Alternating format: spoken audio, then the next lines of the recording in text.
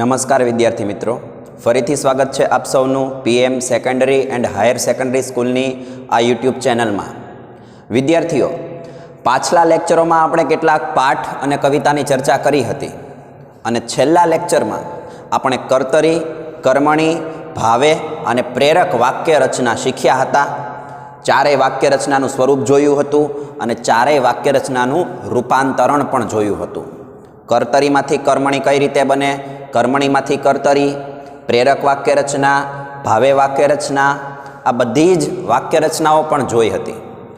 આજના લેક્ચરમાં આપણે એક સરસ મજાનો, આમ તો ધોરણ 10 સુધી આવતો મુદ્દો ભણવાનો છે અને એ છે અલંકાર। તમને ખબર છે, આપણે બધાયને તૈયાર થવા માટે નવા નવા કપડાની જરૂર પડે, નવા નવા ઘરેણાની જરૂર પડે, એમ ભાષા છે ને એ ત્યારે જ સુંદર લાગે જ્યારે એમાં પણ એક ઘરેણું હોય, એટલે કે અલંકાર હોય।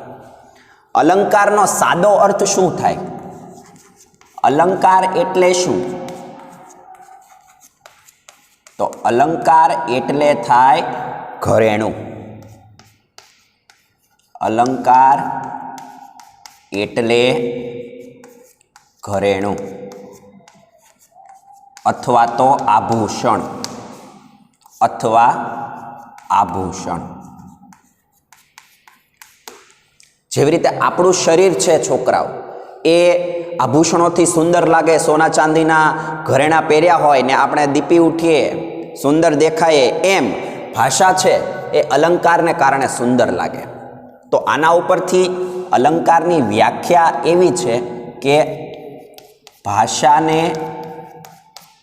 સુંદર બનાવનાર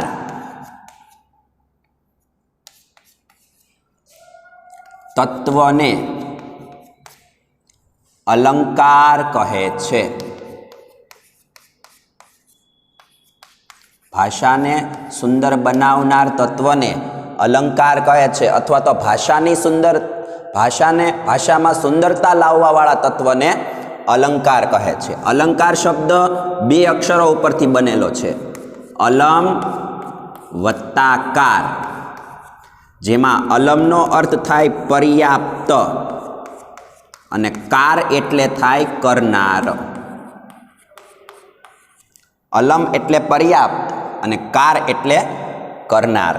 તો વાણીની એવી અભિવ્યક્તિ જેમાં પછી કશું જ ઉમેરવાનું બાકી ન રહે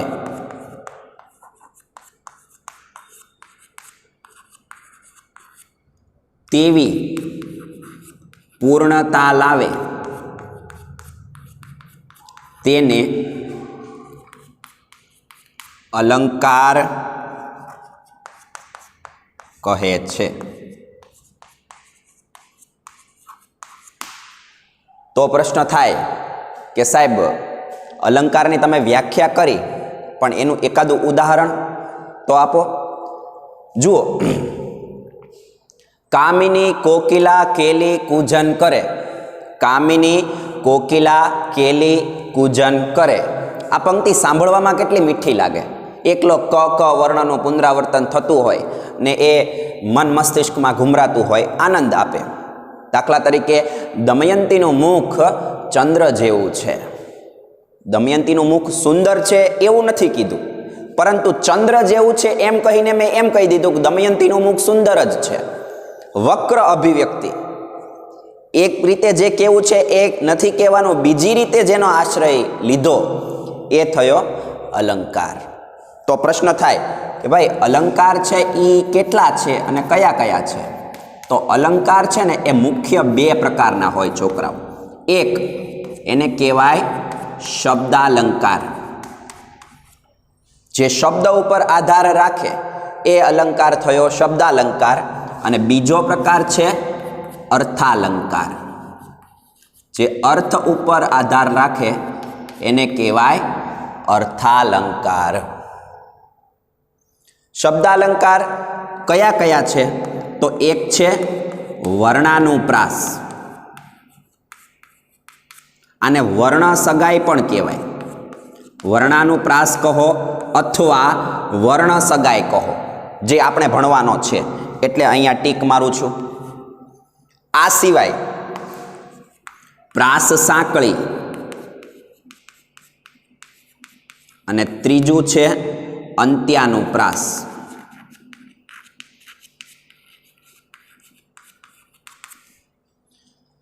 વર્ણાનુપ્રાસ, પ્રાસ સાંકળી અને અંત્યાનુપ્રાસ, આ ત્રણેય અલંકારો શબ્દાલંકારના પેટા પ્રકાર છે, જેમાં આપણે વર્ણાનુપ્રાસ ફક્ત એક જ ભણવાનો છે 8મામાં. 9મામાં આવશો ત્યારે આ બધા આવશે. એ જ રીતે અર્થાલંકાર, તો પેલો છે ઉપમા, બીજો છે રૂપક, ત્રીજો છે ઉત્પ્રેક્ષા, ચોથો છે અનન્વય, પાંચમો છે વ્યતિરેક, છઠ્ઠો છે સજીવારોપણ, સાતમો છે વ્યાજ સ્તુતિ, આઠમો છે શ્લેષ. આ 8 પ્રકારના અર્થાલંકાર છે, જેમાંથી આપણે ચિંતા ન કરતા, બધાને તકલીફ ન પડે, ફક્ત 2 જ અલંકાર ભણવાના છે, ઉપમા અને રૂપક. શબ્દાલંકારમાં 1 વર્ણાનુપ્રાસ અને અર્થાલંકારમાં 2 ઉપમા અને રૂપક. તો 1 મિનિટ માટે વિડીયો પોઝ કરી અને આ અલંકારનો અર્થ અને વ્યાખ્યા લખી લેજો અને અલંકારના પ્રકાર લખી લેજો. જેમાં ટીક મારી છે એ આપણે ભણવાના છે, આપણા અભ્યાસક્રમમાં છે. હવે આપણે શબ્દાલંકાર શરૂ કરીએ છીએ. શબ્દાલંકાર કોને કહેવાય? કયા અલંકારને શબ્દાલંકાર કહેવાય? તો એની વ્યાખ્યા છોકરાઓ મેં હમણાં જ તમને કહી કે જેમાં શબ્દનું મહત્વ હોય એ અલંકાર શબ્દાલંકાર કહેવાય. તો શબ્દાલંકાર, મુખ્ય મુદ્દો શબ્દાલંકાર. એની વ્યાખ્યા શું છે? તો કે શબ્દ ઉપર, શબ્દ કે વર્ણ ઉપર આધાર રાખે તે અલંકારને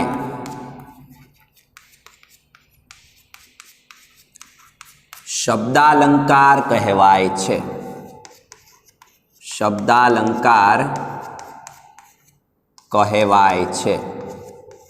શબ્દ કે વર્ણ, વર્ણ એટલે અક્ષર, આલ્ફાબેટ. શબ્દ કે વર્ણ ઉપર આધાર રાખે તે અલંકારને શબ્દાલંકાર કહેવાય છે.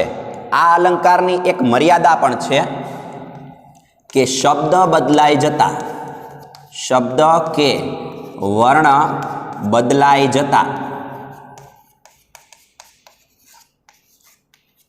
અલંકાર નાશ પામે છે.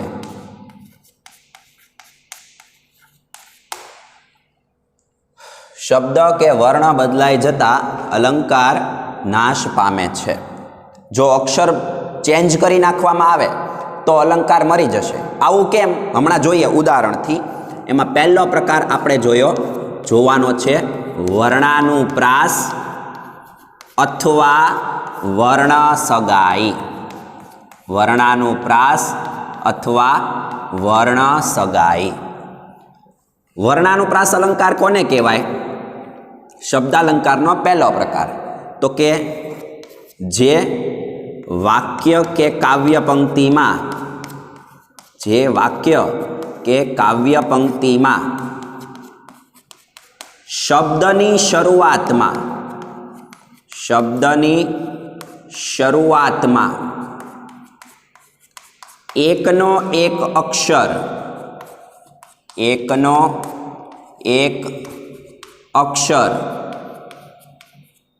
ત્રણ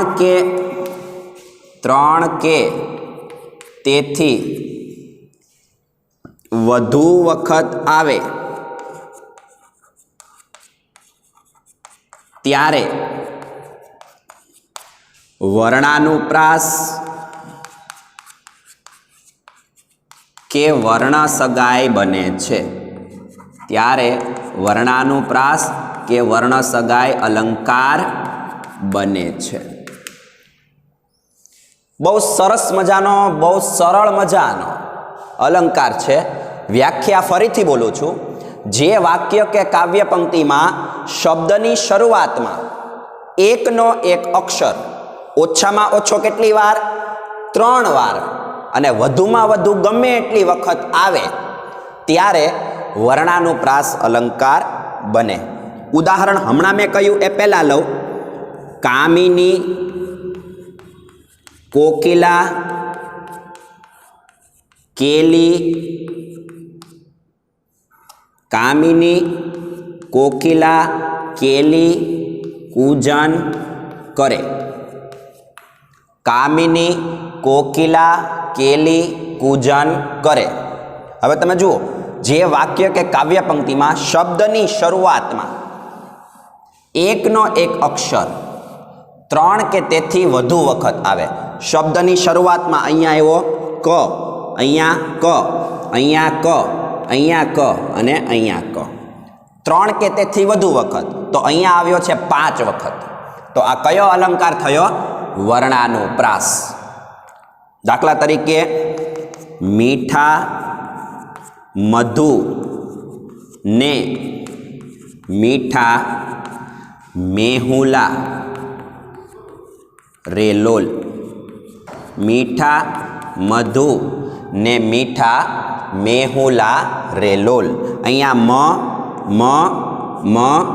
મ 4 વખત આવ્યો.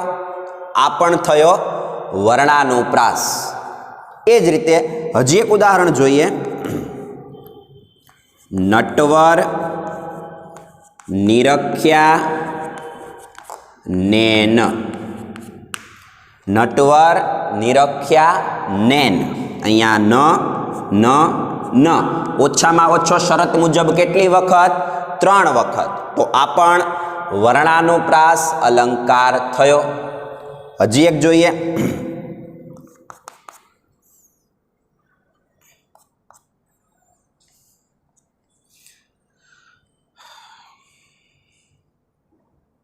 પંડની પેટીમાં પારસ છે પડ્યો. પંડની પેટીમાં પારસ છે પડ્યો. ચાલો હું તમને પ્રશ્ન પૂછું કે આ પંક્તિમાં કયો અક્ષર કેટલી વખત આવ્યો છે? કયો અક્ષર કેટલી વખત આવ્યો છે? તો જવાબ આવશે પ અક્ષર 4 વખત આવ્યો છે. પંડની પેટીમાં પારસ પડ્યો 4 વખત. તો આ પણ કયો અલંકાર? વર્ણાનુપ્રાસ. હવે તમને એમ થાય કે સાહેબ આ અલંકારને યાદ રાખવા માટેની કોઈ શોર્ટકટ છે? તો એની માટેનું એક સૂત્ર છે છોકરાઓ, એ યાદ રાખી લેવાનું. દાખલા તરીકે કાકાએ કાકીને કહ્યું કે કાચના કબાટમાંથી કાચી કેરીનું કચુંબર કાઢ. કાકાએ કાકીને કહ્યું કે કાચના કબાટમાંથી કાચી કેરીનું કચુંબર કાઢ. બહુ સરસ મજાનું સૂત્ર અને આપણો વર્ણાનુપ્રાસ અલંકાર એકદમ સરસ રીતે યાદ રહી જાય એવું. પેલું તમે નથી બોલતા, ચંદુ કે ચાચા ને ચંદુ કી ચાચી કો ચાંદની ચોક में ચાંદની રાત में ચાંદી કી ચમચ से ચટણી ચખાઈ. તો આ જે અલંકાર થયો એ કયો થયો? वर्णानुप्रास. खड़क सिंह के खड़कने से खड़कती है खिड़कियाँ, खिड़कियों से खड़कने से खड़कता है खड़क सिंह. तो आ पण कयो? वर्णानुप्रास अलंकार. तो आ मुजब छे ए वर्णानुप्रास अलंकार ने तमे समझी शको. શબ્દની શરૂઆતમાં એકનો એક અક્ષર ઓછામાં ઓછો 3 વખત વધુમાં વધુ ગમે એટલી વખત આવે ત્યારે વર્ણાનુપ્રાસ અથવા વર્ણ સગાઈ અલંકાર રચાય છે, જેના કેટલાક ઉદાહરણો જોયા. આ અલંકારને યાદ રાખવા માટેનું સૂત્ર કાકાએ કાકીને કહ્યું કે કાચના કબાટમાંથી કાચી કેરીનું કચુંબર કાઢ. આમ નામ પણ આપણે બનાવી શકીએ છોકરાઓ. દાખલા તરીકે મામાએ મામીને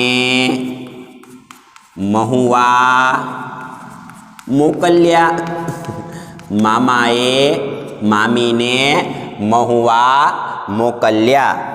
1 2 3 અને 4. દાખલા તરીકે હજી એક અલંકાર બને. આ જ અલંકારનું ઉદાહરણ દાખલા તરીકે જ્યોતિબેન જામનગર જઈને જલેબી જમ્યા. જ્યોતિબેન જામનગર જઈને જલેબી જમ્યા. અલંકાર કયો થયો?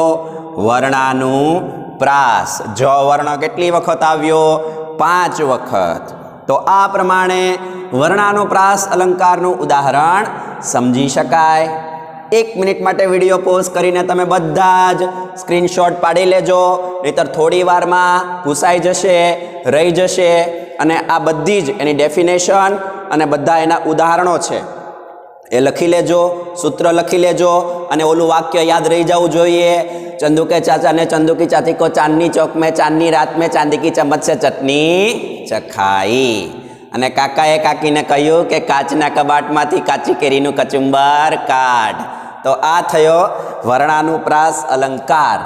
હવે આપણે અર્થાલંકારની અંદર છે એ 2 અલંકારનો અભ્યાસ કરવાનો છે, જેમાં ઉપમા અલંકાર અને બીજો છે રૂપક અલંકાર, જે જોવાનો છે. આશા રાખું છું તમને બધાયને શબ્દાલંકારમાં વર્ણાનુપ્રાસ અલંકાર છે એ સમજાઈ ગયો હશે. અર્થાલંકાર. અર્થાલંકાર કોને કહેવાય?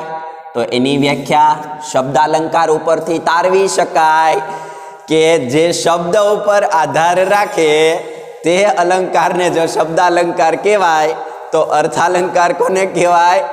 અર્થ ઉપર આધાર રાખે તે અલંકારને અર્થાલંકાર કહેવાય.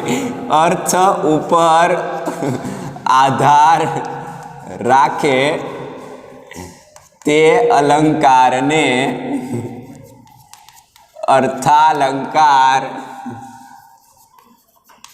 કહેવાય.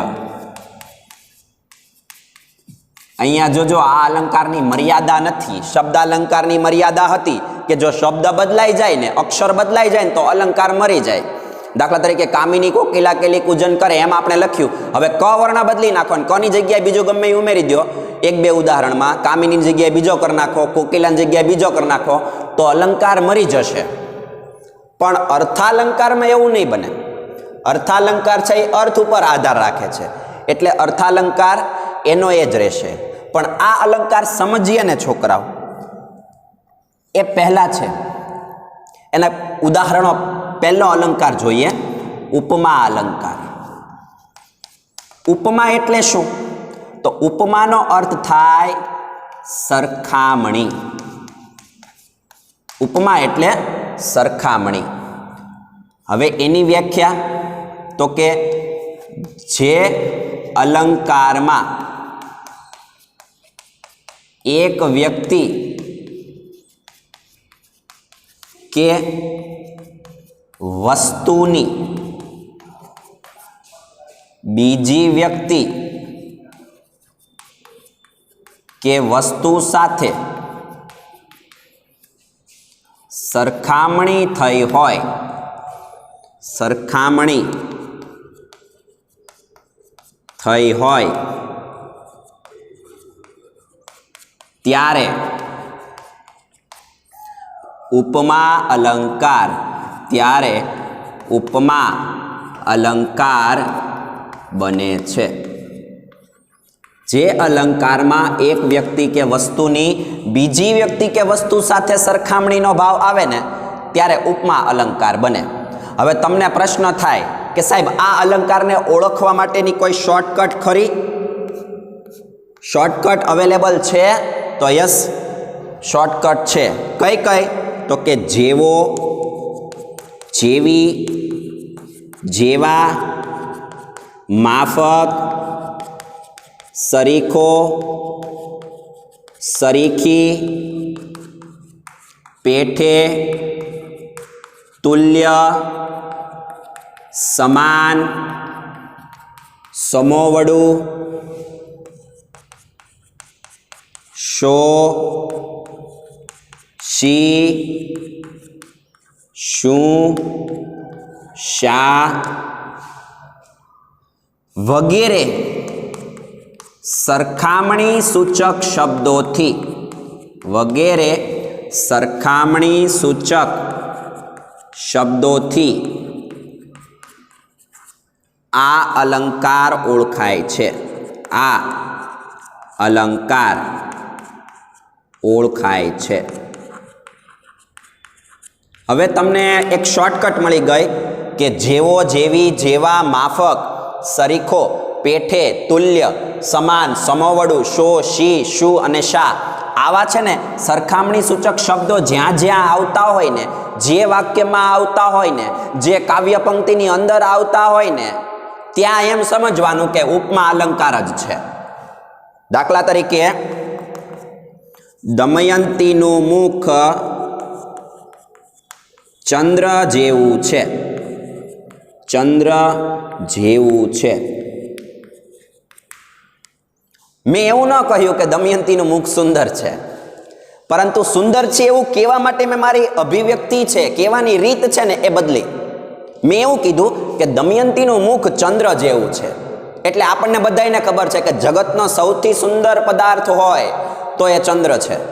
તો અહીંયા આડકતરી રીતે મેં કહી દીધું કે દમયંતીનું મુખ સુંદર છે. દાખલા તરીકે શિશુ સમાન ગણી સહદેવને. શિશુ સમાન ગણી સહદેવને. અહીંયા સહદેવની સરખામણી છે એ કોની સાથે કરી?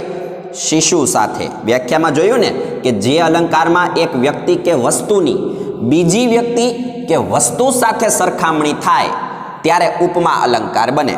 અહીંયા દમયંતીની સરખામણી કોની સાથે? ચંદ્ર સાથે. એમ અહીંયા સહદેવની સરખામણી કોની સાથે? શિશુ સાથે. અને અહીંયા સરખામણી સૂચક શબ્દો, અહીંયા જેવું, અહીંયા સમાન. એ જ રીતે ચંપકનો હાથ કઠણ, લાકડા સરીખો. લાકડા સરીખો. અહીંયા ચંપકના હાથની સરખામણી કોની સાથે? લાકડા સાથે. એ સરખામણી કરવા માટે મેં કયો શબ્દ વાપર્યો? સરીખો. ક્લિયર? દાખલા તરીકે બીજું ઉદાહરણ જોઈએ.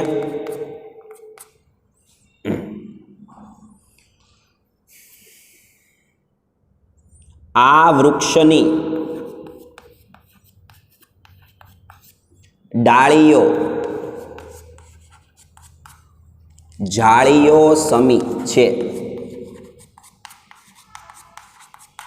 આ વૃક્ષની ડાળીઓ જાળીઓ સમી છે.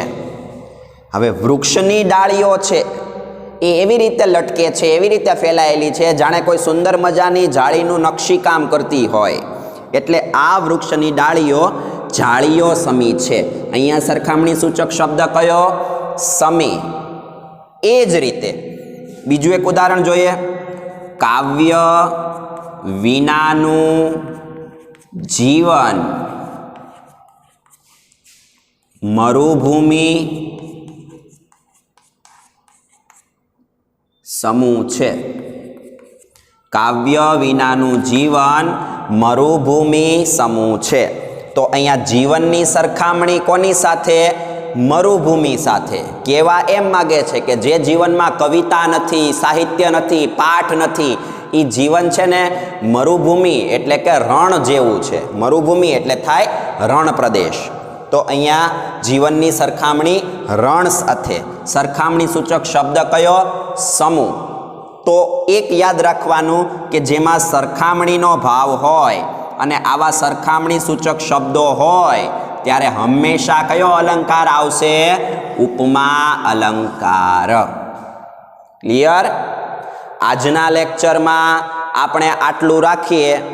વળી પાછા મળીશું ત્યારે આપણે રૂપક અલંકાર વિશે વાત પૂરી કરીશું અને આગળનો પાઠ છે એ ચલાવીશું. તમારે લોકોએ હોમવર્કમાં ઉપમા અલંકારના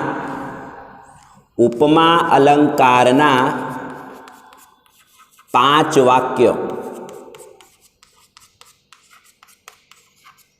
વાક્યો શોધીને કે બનાવીને